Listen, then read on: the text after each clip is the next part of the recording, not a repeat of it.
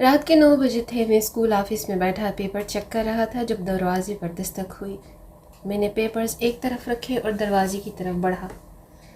دروازہ کھولا تو سامنے ایک اجنبی تھا، بہترین لباس میں ملبوس درمیانی عمر کا وہ شخص کافی جاذب نظر تھا۔ مجھے دیکھتے ہی بولا، ذیشان حیدر صاحب۔ جی میں ہی ہوں، آپ؟ مجھے اس بات پہ حیرت نہ تھی کہ وہ میرا نام جانتا تھا، کیونکہ اس چھوٹے قصبے کے اکثر لوگ اسکول کے تمام اساتذہ کو جانتے تھے۔ حیرت یہ تھی کہ اس وقت مجھ سے کیا کام پڑ گیا۔ سر آپ سے کچھ بات کرنی ہے۔ اس کا لہجہ انتہائی نرم اور شائستہ تھا۔ جی اندر تشریف لائیے۔ اندر پہنچ کر وہ میرے سامنے والی کرسی پر بیٹھ گیا۔ سر میری بیٹی کو ٹیوشن پڑھا دیں گے؟ اس نے فوراً مقصد کی بات کی۔ جی، کس کلاس کی اور کون سے سبجیکٹس پڑھنے ہیں؟ میں نے پوچھا۔ سیکنڈ ایئر بایو اور کیمسٹری۔ ان دنوں ہاتھ کچھ تنگ تھا، اس لیے یہ موقع غنیمت جانا اور فوراً حامی بھر لی۔ تاہم میں اپنے اصولوں پر کمپرومائز نہیں کر سکتا تھا۔ جی بالکل پڑھا دوں گا، لیکن میری کچھ شرائط ہیں۔ جی بولیے، کون سی شرائط؟ اس نے اسی شائستہ لہجے میں بولا۔ میں کسی خاص وقت کے لیے پابند نہیں ہوں گا، پہلے 3 دن ڈیمو کے ہوں گے۔ اگر آپ کی بیٹی مطمئن ہو جاتی ہیں تو فیس کی بات بعد میں کریں گے۔ چلیں جیسے آپ کو مناسب لگے، کل پھر میں اسی وقت آپ کو لینے آؤں گا۔ یہ کہہ کر وہ اٹھ کھڑا ہوا۔ میں دروازے تک اس کے ساتھ کیا۔ دروازہ پار کرتے ہی اس نے مڑ کر دیکھا اور گویا ہوا، اور اس وقت تکلیف دینے پر معذرت۔ دراصل میں دن بھر اپنے کاروبار میں مصروف ہوتا ہوں، اسی لیے آپ کو وقت بھی 9 بجے کے بعد کا دینا ہوگا۔ کوئی مسئلہ نہیں جناب، میں مسکرایا۔ دوسری رات اسی وقت پر وہ شخص پہنچ گیا۔ اس کی قیمتی مختلف گاڑیاں گلیوں اور سڑکوں سے ہوتی ہوئی آبادی سے نسبتاً دور ایک شاندار بنگلے کے سامنے جا کھڑی ہوئی۔ وہ مجھے بیٹھک میں بٹھا کر خود اندر چلا گیا۔ بیٹھک میں انتہائی قیمتی فرنیچر، قالین اور ڈیکوریشن پیس رکھے تھے۔ تھوڑی دیر بعد وہ ہاتھ میں ایک ٹرے لیے اندر داخل ہوا، جس میں مختلف لوازمات رکھے تھے۔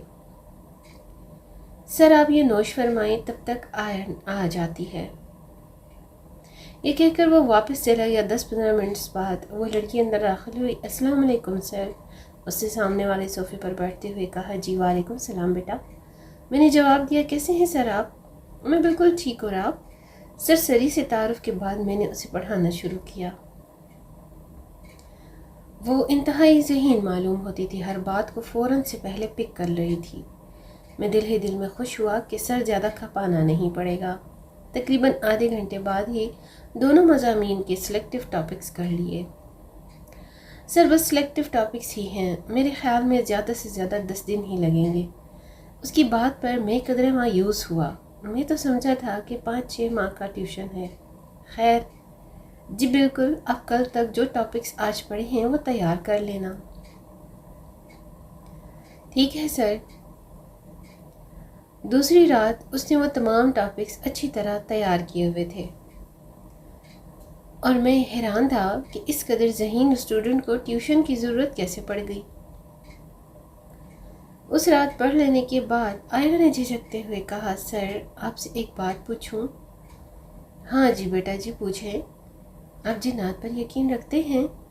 اس قسم کے سوالات عموماً میرے اسٹوڈنٹس مجھ سے کرتے رہتے تھے۔ میرا جواب ہمیشہ ایک ہی ہوتا، نہیں بیٹا مجھے یقین نہیں ہے، کیونکہ آج تک میں نے انہیں اپنی آنکھوں سے نہیں دیکھا۔ میرے جواب پر اس نے حیرت سے مجھے دیکھا۔ آپ کچھ زیادہ ہی سائنٹیفکلی سوچتے ہیں سر۔ بیٹا، سائنس پڑھتے اور پڑھاتے وقت جب تک آپ سائنٹیفکلی نہیں سوچو گے تب تک ابہام کا ہی شکار رہو گے، کانسیپٹس کلیئر نہیں کر پاؤ گے۔ میں نے نرمی سے جواب دیا، لیکن سر دنیا میں ہزاروں پراسرار واقعات رونما ہوتے ہیں، ان کے متعلق آپ کیا توجہ پیش کریں گے؟ وہ واقعی بہت ذہین تھی۔ بعض اوقات آپ کا دماغ آپ کے ساتھ ایسی چالیں چلتا ہے کہ آپ کا خوف فزیکل روپ میں آپ کے سامنے آ جاتا ہے، حالانکہ اس کی کوئی حقیقت نہیں ہوتی۔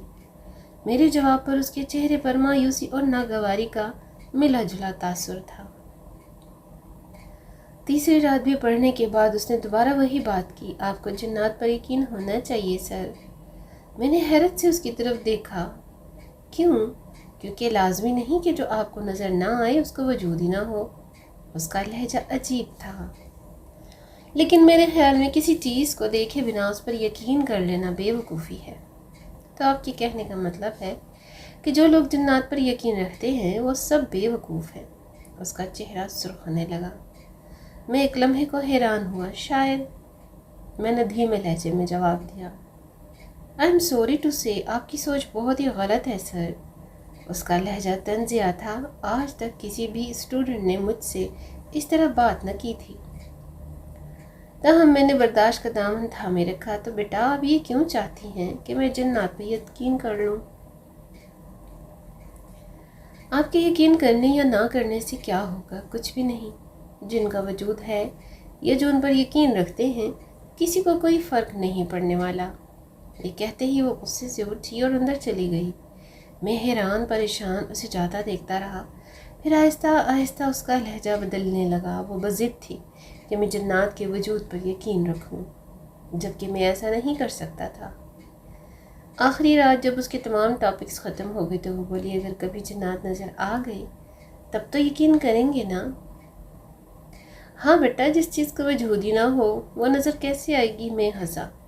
یہ کیا آپ نے چیز لگا رکھی ہے سر؟ جنات کوئی چیز نہیں، مخلوق ہے آپ کی طرح۔ اس کی آنکھیں ایک دم سرخ ہونے لگیں۔ مجھے ایک لمحے کو ایک عجیب سا خوف سا محسوس ہوا۔ اچھا چھوڑیں اس بات کو، آپ کی ٹاپکس مکمل ہو گئی۔ امید ہے اپنی خواہش کے مطابق میڈیکل میں داخلہ مل جائے گا آپ کو۔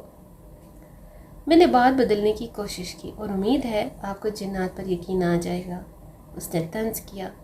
نہیں، مجھے تو نہیں آئے گا یقین۔ میں نے اپنے تئیں مذاق کیا۔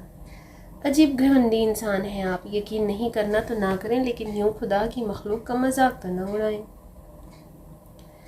اس کا لہجہ اچانک جارحانہ ہو گیا۔ آنکھیں سرخ انگارہ اور چہرے کی رنگت غصے کی شدت سے بدلنے لگی۔ مجھے اس سے خوف آنے لگا۔ تبھی اس کا والد اندر داخل ہوا۔ کیا ہوا آئرہ؟ کچھ نہیں بابا، میرے ٹاپکس ختم ہو چکے ہیں۔ سر سے کہہ دیں کہ کل سے نہ آئیں۔ یہ کہتے ہی وہ غصے سے کانپتی ہوئی اندر چلی گئی۔ مجھے لگا جیسے وہ آئرہ نہ تھی جسے میں پڑھاتا رہا۔ معذرت چاہتا ہوں سر، میری بیٹی غصے کی تیز ہے، اس شخص نے دھیمے لہجے میں کہا۔ کوئی بات نہیں جناب۔ اس کے بعد وہ مجھے اسکول چھوڑ گیا۔ وقت دینے پر آپ کا بہت شکریہ۔ آپ کی فیس کل آپ کو مل جائے گی۔ یہ کہتے ہی وہ شخص واپس پلٹ گیا۔ دوسری صبح کسی کام سے میں نے اپنا بٹوا کھولا تو اس میں ہزار کے 30 نوٹ تھے۔ میں حیران پریشان کبھی اپنے بٹوے کو دیکھتا تو کبھی ان پیسوں کو۔ یہ کہاں سے آئے؟ پھر اچانک کے خیال کے تحت میں اپنی بائک پر بیٹھا اور اس راستے پر گامزن ہو گیا جو آئرہ کے گھر کی طرف جاتا تھا۔ جب میں اس مقام پر پہنچا تو خوف اور حیرت کی انتہا نہ رہی۔ جہاں کل رات ایک شاندار بنگلہ تھا، آج وہاں پرانے کھنڈرات کے سوا کچھ نہ تھا۔